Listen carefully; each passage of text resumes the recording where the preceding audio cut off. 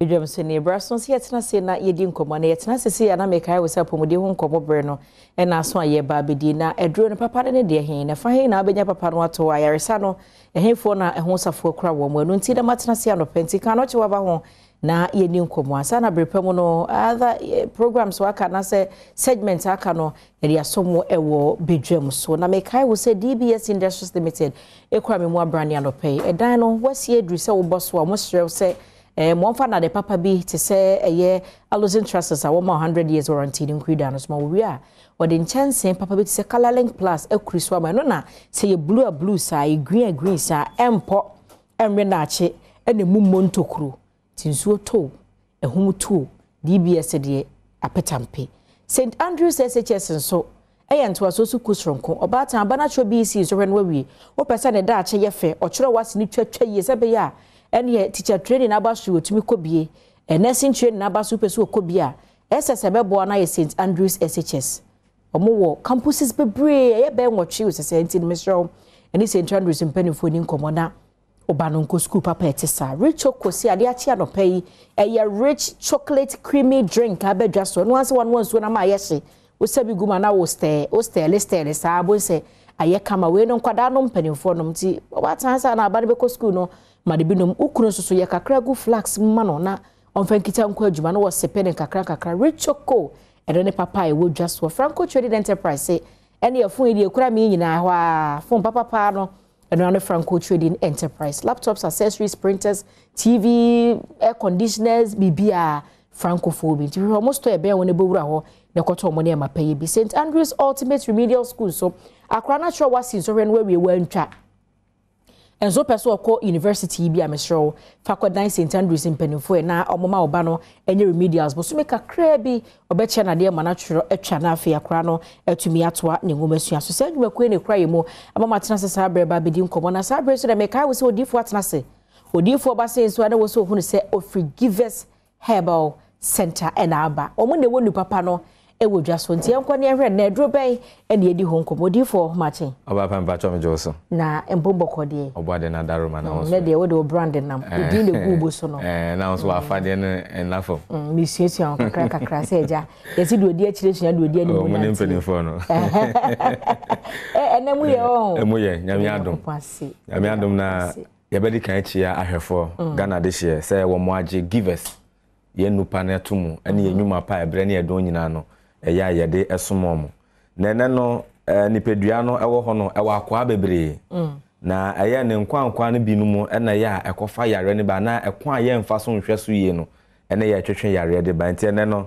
ye hwe immune system ya kan say immune system we ga so na immune system no kra no eno ye den kwan ben so na ya immune system no eho tochema ma ede ohaw ede bre nipedua no na se ho ba asem nso a ekwan ben so na wetumi afa na wetumi esi ho anomon kwan se ye ka se immune system a meni aba immune system no ni tia wetwam ani se eye cells eye tissues eye organs a eno na boni pedua no ho eban enti se eye cells na eye tissues na eye organ boni pedua no ho ban a eno so na ye eku etia eye yarewa ahodro ohwe ni dwumedi ahodro eye functions na edi na eye effecti editia eye bacteria ena afa eye fungi ni eye diseases ahodro aka enti se immune system na woni pedua no no eno na eboa obroni beka se eno na sustain ni pedua no ema yarewa ahodro bia eye ebeba no eye etumi kutia na no na se wo immune system no eye weak pa ene na o complain se wuti de bia o baby ye oya adechie bia uti fe nyawa de bia na mfe oya na se se hu se nipedua no nia ebo nipedua no ho ban no aho adwojo na immune system no akoye se abambofo o ma akoye se asrafo a wo no mo bo nipedua no ho ban enti se hu sansen na ho ahodo no na enamiti de bia na o baby ye oya na complain se wo dwa so se uti echi se wo office baby bia na so otumi tu ho anamo se na betumi aboa no apadupa na wotumi ede aso ano enti se hu sa ensen na ho nyina na me nua ba ma me papa awo eja awo tie me bomoden na tu ho anamo na apadupa na hyemu kena na ma me mfa emra fam na ebia ye nti ase ye won say yɛmfa sɛ bi asrafo anasa abambɔfo kɔ ɛko a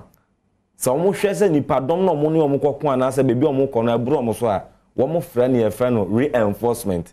saa na sɛ nipadua no wo immune system no yɛ mmerɛ na wuti de bia na wo baby yɛ ɔya na sɛ wo reinforce na saa wo reinforcement no ɛno ɛna yɛ ɛhahama ɛne ndubina papa me no wɛka sɛ give us Herbal Center yatena se na yɛ nam abɛɛfo nimdeɛ kwan so na yɛatete saa ɛhahama ne nyinaa no na yɛde abɛdwaman so eduro yɛdi ho nkɔmɔ no ɛyɛ give us Herbal mixture give us Herbal mixture ni awon hwe me baby sasa adenti na se me koto give us Herbal mixture ofa give us Herbal mixture na ayade a neem tree ewo mu bi lemon so ewo mu neem tree no e boost to immune system lemon no so e boost to immune system enti ye de sa hahama we ene ye de indubina hodo e de aka ho ene ye de aye dro na ba menu aba empenifo kan se batakere adoso ntini ho kremopa adanse dan kan mre ne do nyina na ebetumi abebo bi ansa na covid beba a omuhu neem tree so mfa so no na give us ye ne ahweta e wo man mu ani wiase baby bia azan se wa obedi madanse se wani madanse ba obeti bi se yare no ba na so ene pe neem tree na pe prekese ni nyame bi ekeka kan ho na pu ni enum bi ento fa give us Herbal mixture na ebi ewo mu enti wo no a nkwamwa na ano adwodwo nkwamwa no a aye week no eno na se wunya na no ma esan be boost no ebe ma na gina brane e ma na gina kena enti ene na wuti no eye bacteria eye virus eye fungi enti e ba na ekutia enti wo immune system na ye weak na eden ya yare bia yi ni ti ape e ba wakache e ba mu ape e ba enti eno ene ye srese maintenance ma yare no enka wo hye e bia wo de no e ma osansonso ne nsen na hoyi won se uti o ya ope painkiller bi wanom wada uso eno ano no e bia o baby o ya ope enku bi twitwi so a uso eno da bi ensi yes yete wona se ye ba bi tutu ye saa ni ye ti mu maso kakra bi edwa o kakaka saa na anye se wonom painkiller na eno ano ya de ankasa wo wo so me na utu ase okay enje so se enkwamwa na ebo sa ni pedua no fa ho ban no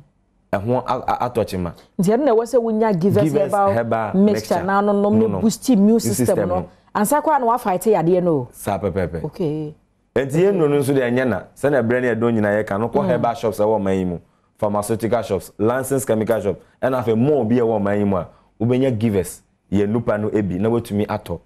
enti ebusua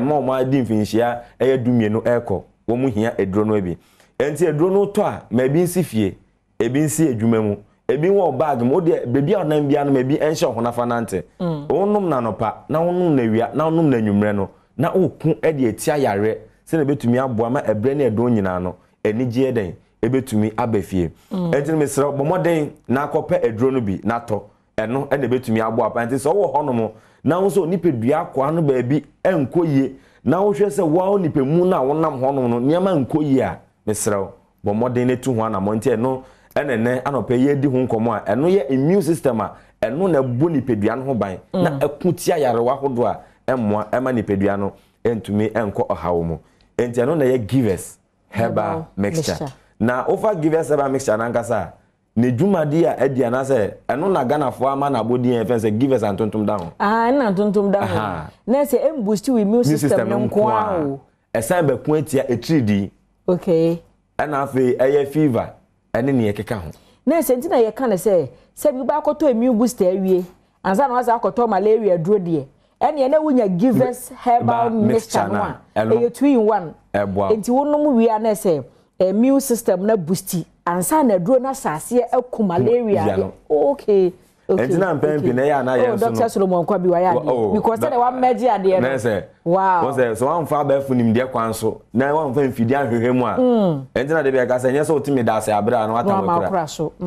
esa otina se na ye hwehwemu no ye enti no okeka we nyina de ese no ye nyina so bedi madanse say bre na edo nyina ntontom de wo mo ne ye ne na ye nuanom ebra ni do nyina enti maintenance nka say enkaw na wonja ne ye fa no plasmodium parasite na ngu widie no mu won say no edibegu afa say ya obehu sunsanso bi wontu ho anamo a na wuwugum na edore na wuwugum obehu say na anu afa de ne ye kan say abe severe na anu aye den Intimate na sense enti udi o sha ase na wo bo wa kakra na utie dwa na asa wo boso fono aduane nya wakono edu anaju de suom na ho popo na ho hye awode rough bi Israel tu ho anamo na ko pe give us Herbal mixture ana de odo shop one ma ka so pe give us a entontom eda ho enti yo se fa he ni benye bi ato no Herbal shops ahodro pharmaceutical shops licensed chemical shop any more ahodro nyina no obenyina nsen abrochire for no wo mo to aguso pa se wo mo to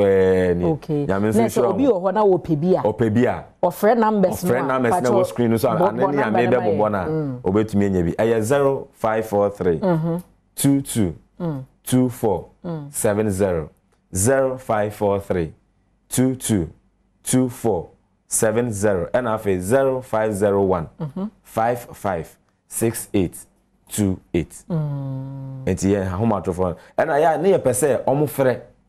na ye bisa o adekumpotia eha onye se wo kwoto aduro ni sa ne se wo kwoto aduro no na se mo di nduro na kogu herbal shops ahodo so mo sa ye phone consultation fantastic ti wo frɛ wa na ye bisa o mu ye so ehya da ben ede ni de na yo ede important na eha wo anse na ga so okay ene se wa kwoto give us Herbal mixture no num na nopa to amienu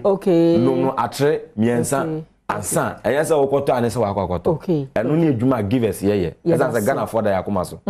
yeda se abusua na se odifo no no wo free givers akache ena enu papa yi a wo mo de abadwa so no